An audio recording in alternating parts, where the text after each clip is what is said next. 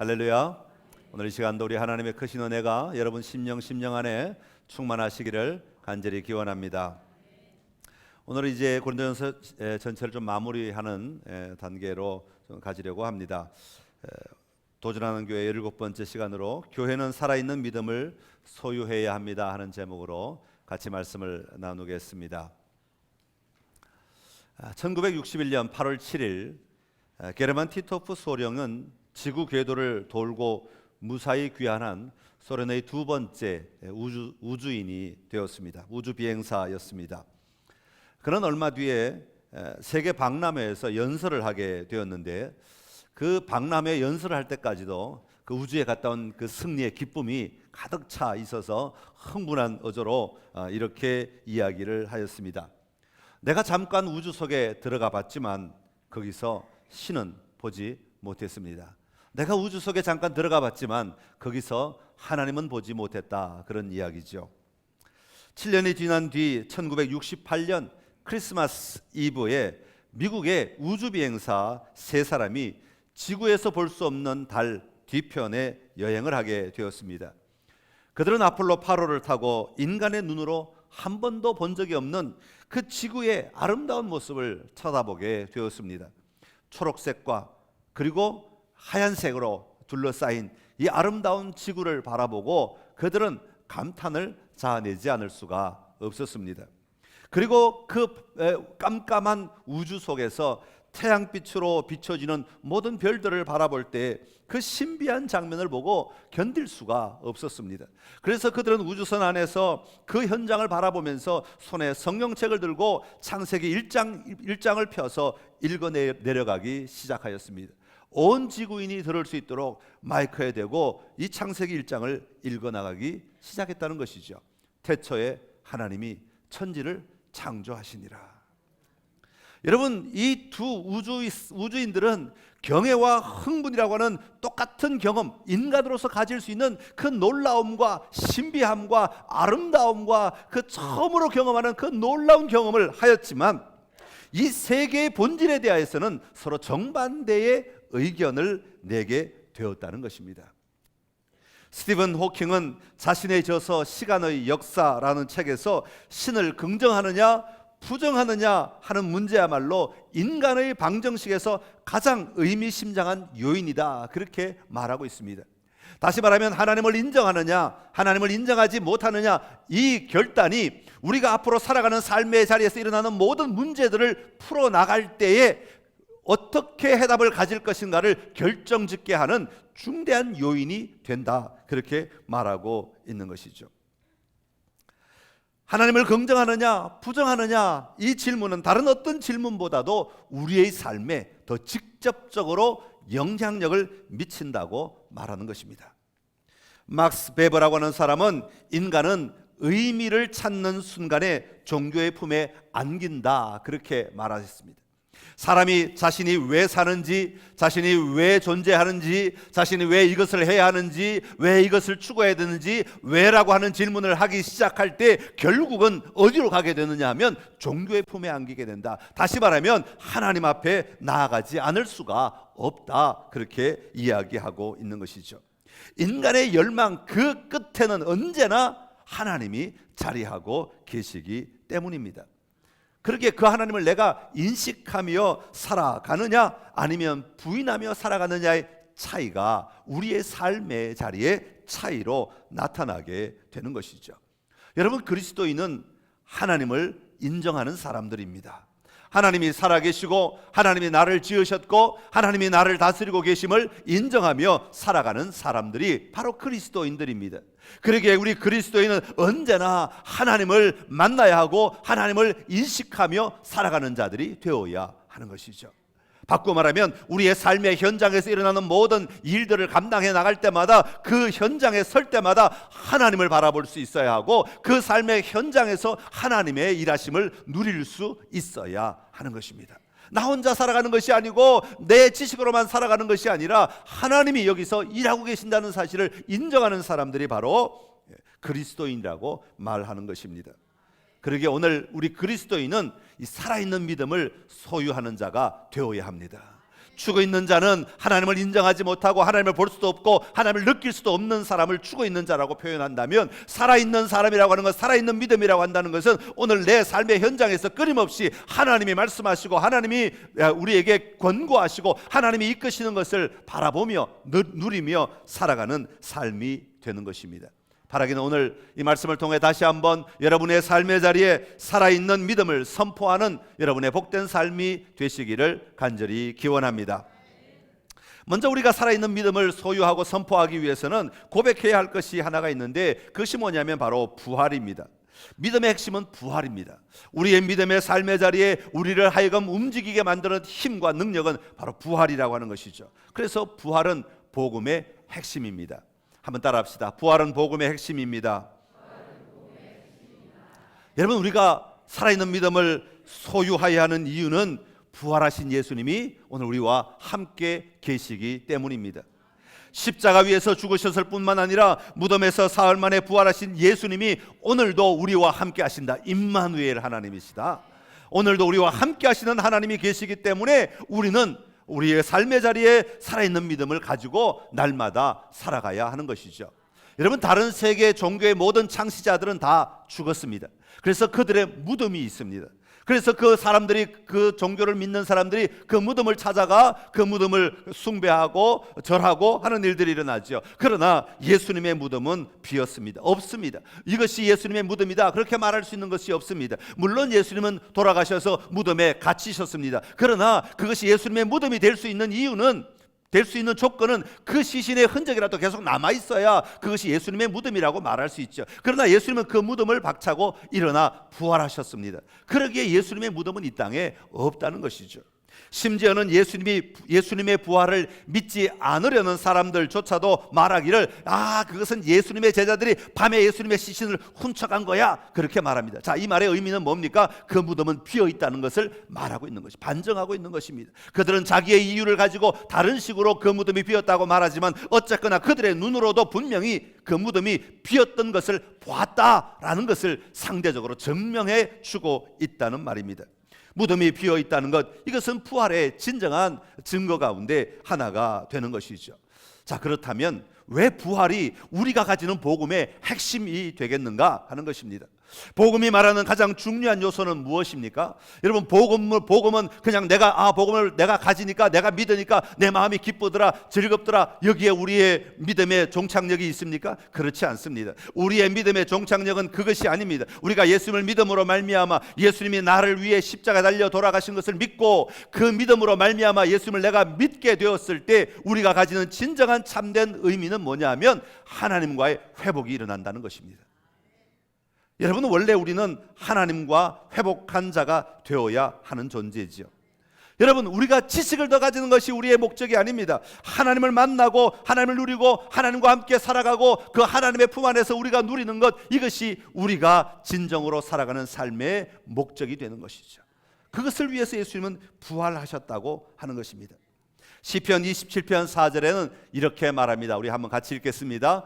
내가 여호와께 바라는 한 가지 일, 그것을 구하리니 곧 내가 내 평생에 여호와의 집에 살면서 여호와의 아름다움을 바라보며 그의 성전에서 사모하는 그것이라. 아멘.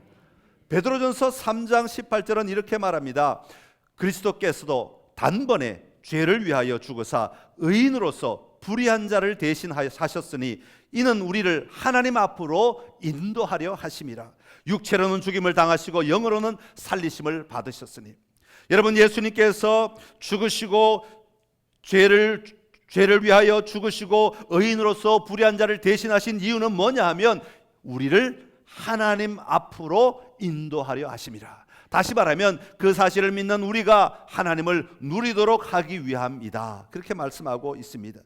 시편 기자도 고백하기를 우리의 평생의 소망은 여호와의 집에 거하는 것이다. 하나님의 아름다움을 바라보며 그의 성전에서 사모하며 하나님을 누리는 것이다, 그렇게 고백하고 있습니다. 여러분, 예수님께서 십자가에 달려 죽으신 이유는 바로 우리를 하나님 앞으로 인도하실 문을 열어주신 것이고 부활하심으로 말미암아 우리로 하여금 영원한 하나님의 나라에 거하는 것까지 소망할 수 있도록 만들어 주신 것입니다. 오늘 이 사실을 우리가 분명히 믿어야 합니다. 왜냐하면 그 하나님의 보좌는, 하나님 앞에 거하는 것은 우리의 원래 자리이기 때문에 그렇습니다.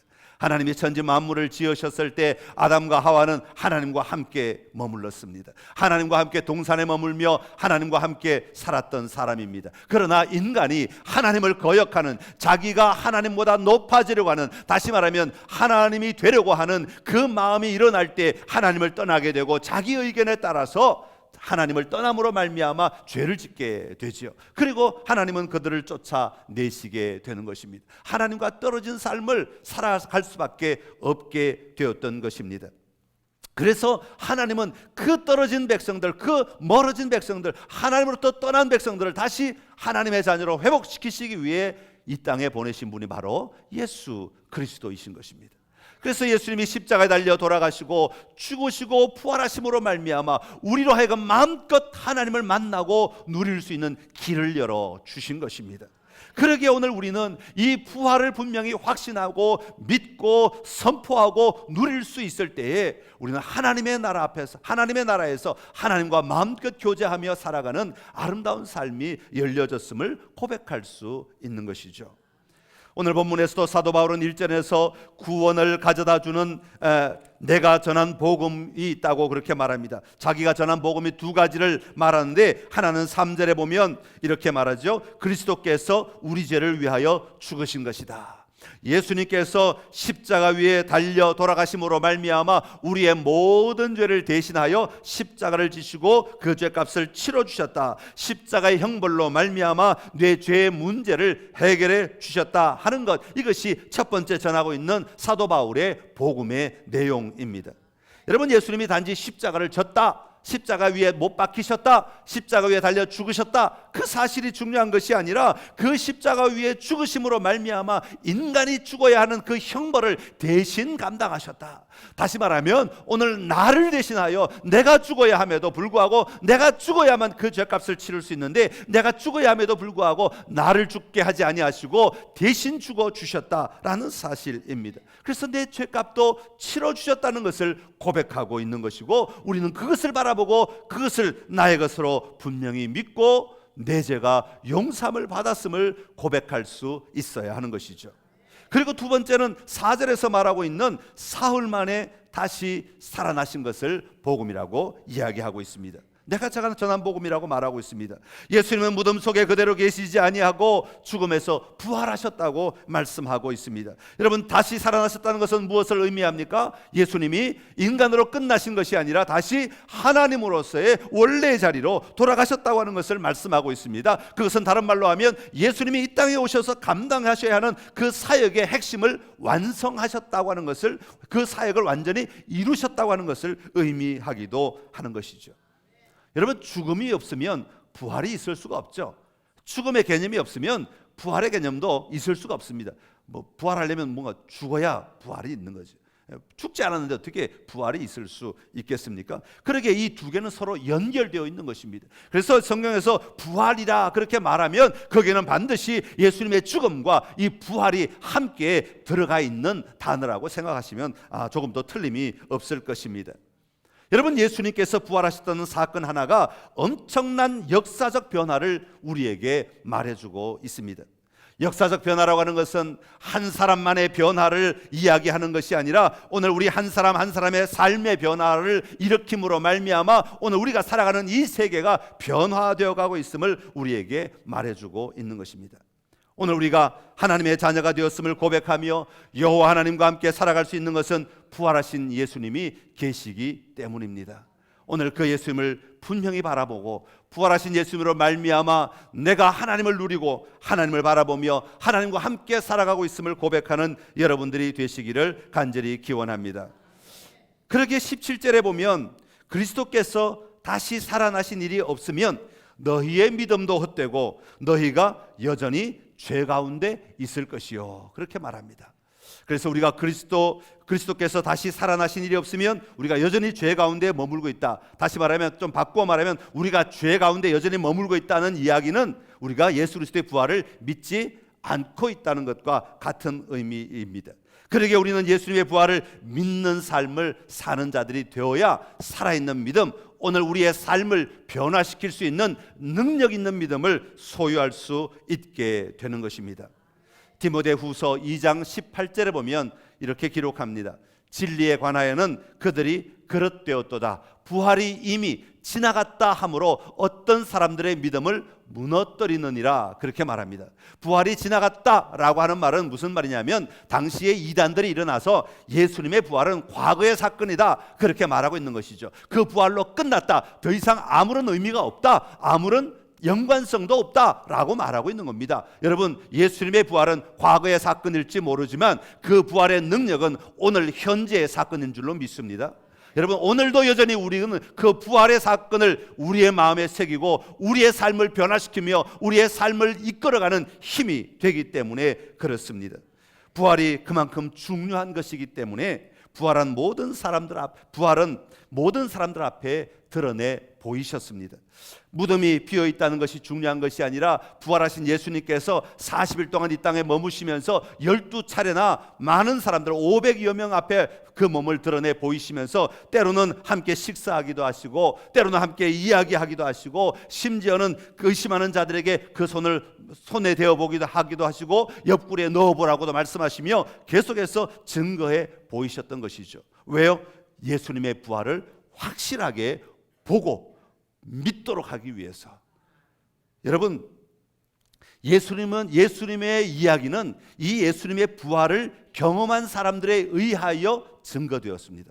여러분, 이 신약의 사도 바울의 이야기, 신약의 성경들은 전부 다 예수님의 부활을 맛본 사람들의 이야기들로 가득하다고 하는 것입니다.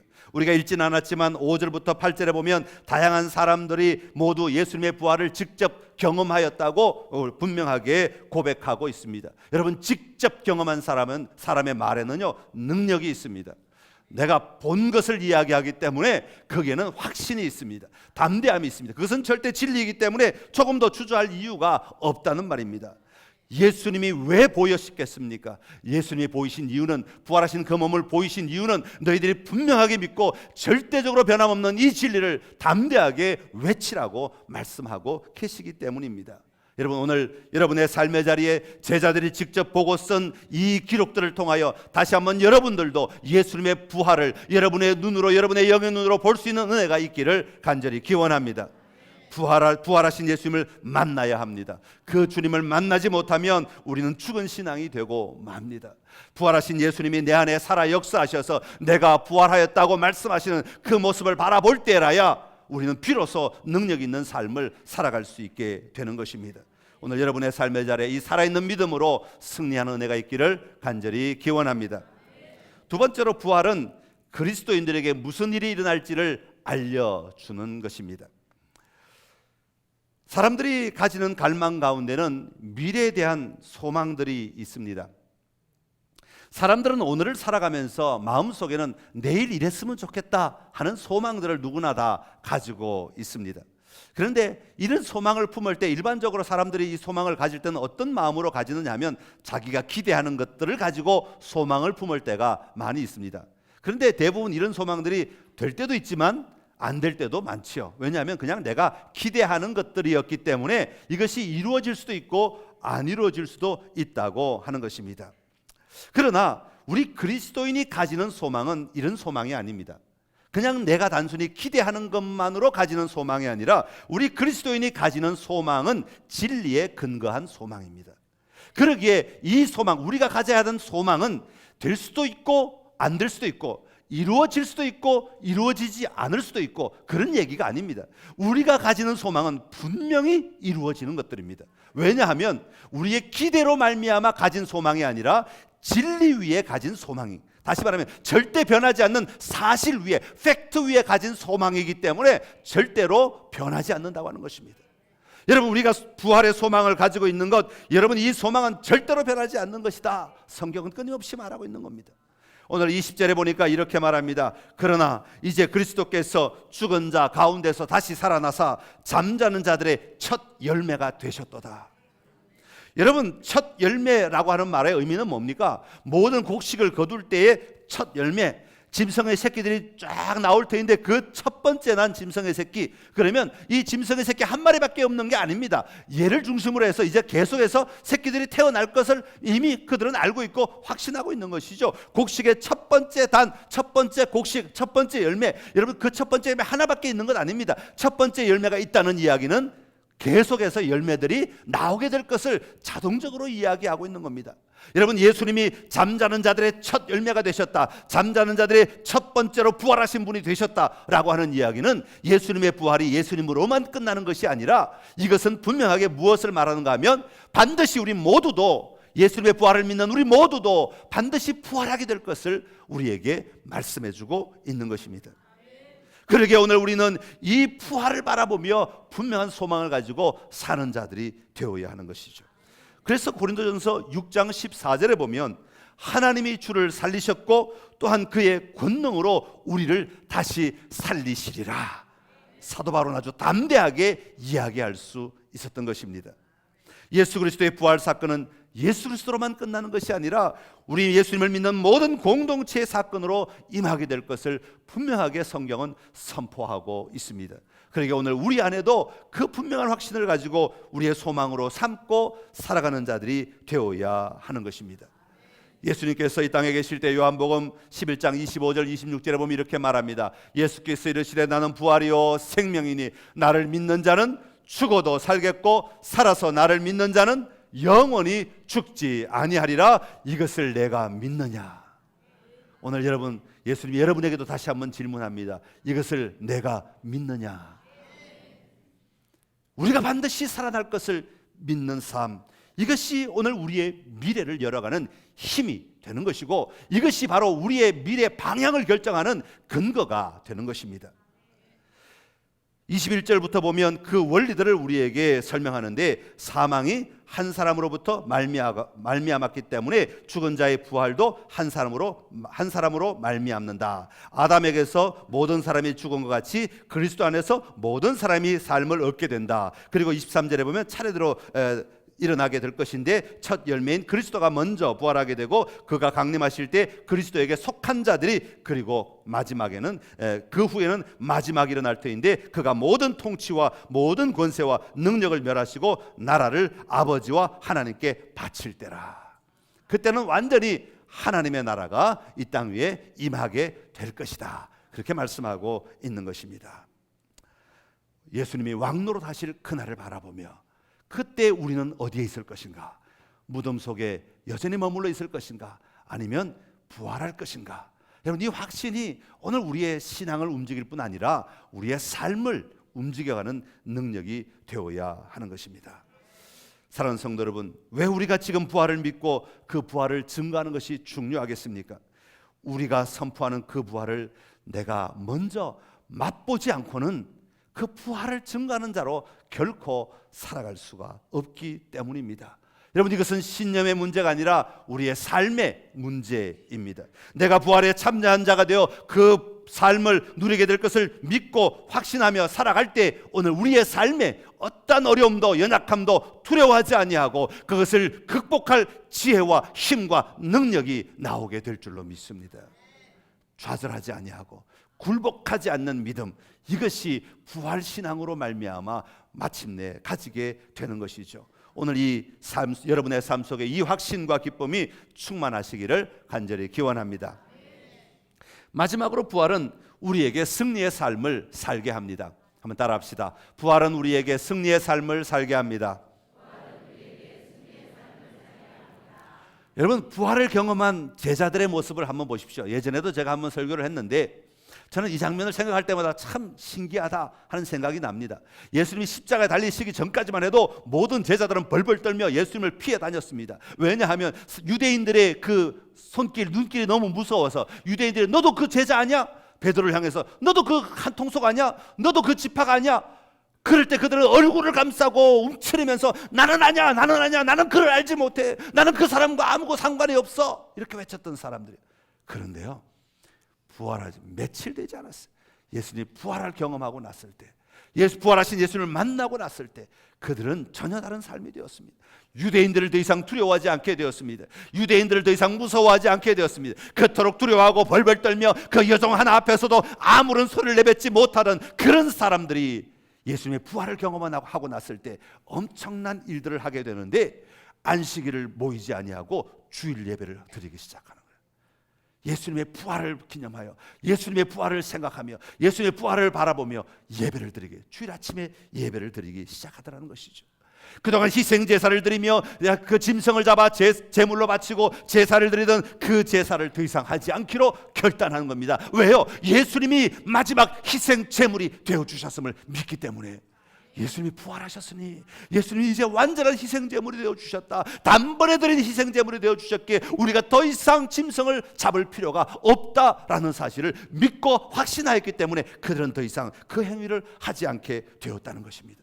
더 이상 사람을 제어하는 율법에 맺히지 아니하고 예수님의 말씀을 따라 사랑을 실천하며 헌신하며 사는 삶으로 변화되기 시작하더라는 것이죠. 여러분, 이것은 엄청난 사건입니다. 예수님의 부활하신 예수님을 만난 사람들은 엄청난 변화의 삶을 살아갔던 것이죠. 사도 바울이 사울이었을 때 다메섹에 예수님을 믿는 자들을 잡으러 가기 위해서 그렇게 열심히, 그렇게 수고하며 그의 온 삶의 집중을 예수 믿는 자들을 잡아 가두는 것에 두었던 사람 아닙니까? 그러다가 그 길에 예수님을 만났을 때 그의 인생은 완전히 변화되어 버렸어요. 이제는 예수님을 믿는 자를 잡아 죽이는 자가 아니라 예수님을 직접 증거하는 자의 삶으로 바뀌어버린 것이죠. 이것이 부활을 경험한 사람들의 삶의 변화인 것입니다.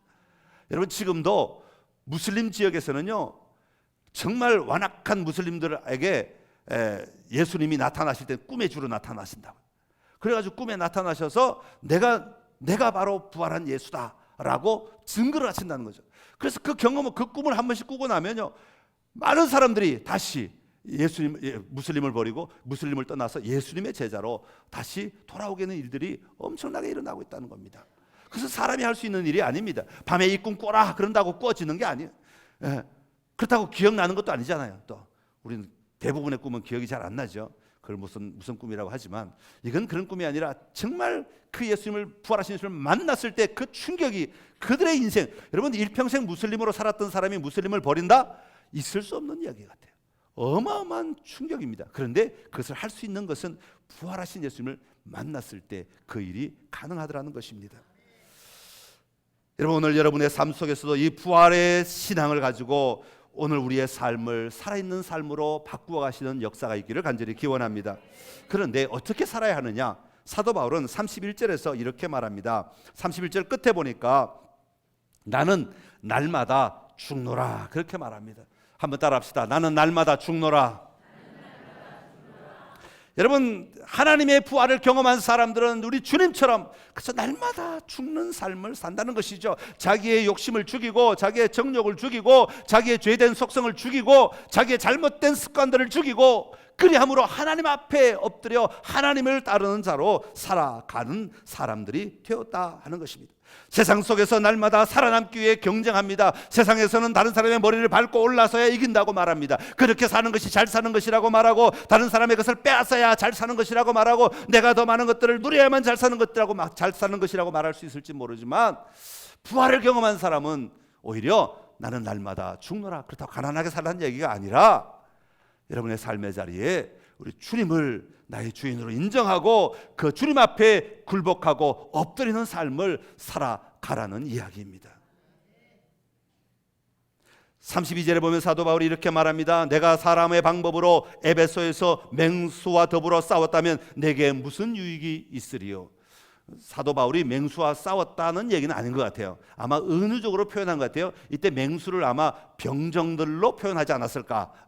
로마 군인들 하도 포악스럽고 하도 막 잔인하게 막 강하게 하니까 마치 그들이 맹수들처럼 여겨졌을지도 몰라요. 그런데 그런 맹수들을 만났을 때 다른 사람과 똑같이 소리 지르고 욕을 하고 저주하고 돌을 던지고 만약 그렇게 했다면 내게 무슨 유익이 있겠느냐.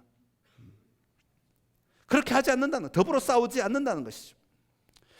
그 다음에 보면 죽은 자가 다시 살아나지 못한다면 내일 죽을 터이니 먹고 마시자 하리라. 부활을 알지 못하면, 부활을 믿지 못하면, 부활을 인정하지 않으면 그저 내일 아무 일도 없을 터이니 무슨 그냥 오늘 대강 살자, 그리고는 먹고 마시자, 즐기자, 그리고는 그 생을 끝내게 될 것이다. 그렇게 말하고 있는 것이죠. 여러분, 이 땅이 왜 이렇게 타락해 가고 있는 줄 아십니까? 그 이유는 다른 것에 있지 않습니다. 단 하나, 우리의 부활을 믿지 않기 때문에 그렇습니다. 부활을 믿지 않기 때문에 오늘 여기서 최선을 다해 즐기고, 최선을 다해 누리고, 최선을 다해 나를 사용해보자, 이게 오늘 이 무신론 시대의 모토와 같은 것입니다. 오늘 우리에게 주어진 삶을 성실하게 살아야 될 이유가 분명히 있습니다. 왜냐하면 우리가 부활해서 주님 앞에 또 설 거기 때문에, 끝이 아니라 또 설 거기 때문에. 여러분, 옆 사람들에게 잘해야 되는 이유가 하나가 있습니다. 안 만날 사람들이면 참 좋겠는데, 제가 바라기는, 제가 믿기는 오늘 이 자리에 계신 모든 분들은 서로 만날 사람들인 줄로 믿습니다. 여기서 안 만나게 되면 정말 큰일 납니다. 여기서 주님 앞에 갔는데 여기 없다. 그 사람, 우리 김 지사님 어디 갔지? 박 권사님 어디 갔지? 그럼 큰일 납니다. 그 굉장히 큰 문제입니다. 절대 그런 일이 없기를 간절히 소망합니다. 여러분, 믿음을 그렇게 분명히 가지셔야 됩니다. 나는 절대 하나님 앞에 갑니다. 부활을 믿습니다. 그 말이죠. 그게 다 만나야 돼요. 그러니까 옆 사람에게 잘하십시오. 남편, 아내 잘하시고, 괜히 나중에 하나님 나라 가서 하나님, 이 사람이 살 때 나에게 이렇게 해서 고자질 당하지 않도록, 그럴 수도 없지만, 하나님의 나라에서는 그럴 수도 없지만, 우리 다 만나야 됩니다. 만난다는 것은 부활을 믿는다는 얘기입니다. 그러니까 오늘을 아름답게 살아야 됩니다. 오늘을 성실하게 살아야 됩니다. 그래야 하나님 앞에서 우리가 부끄럽지 않는 삶을 살아가게 될 것입니다. 사랑하는 성도 여러분, 부활은 생명입니다. 그저 하나의 사건이 아니라 오늘 나에게 임한 생명입니다. 그것은 생명의 능력이 되어서 우리를 변화시키는 삶이 되어야 됩니다.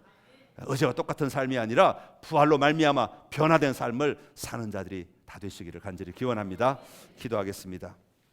참 좋으신 우리 하나님 아버지, 오늘 다시 한번 부활의 소식을 우리가 선포하게 하시니 감사합니다. 내가 부활을 믿습니다.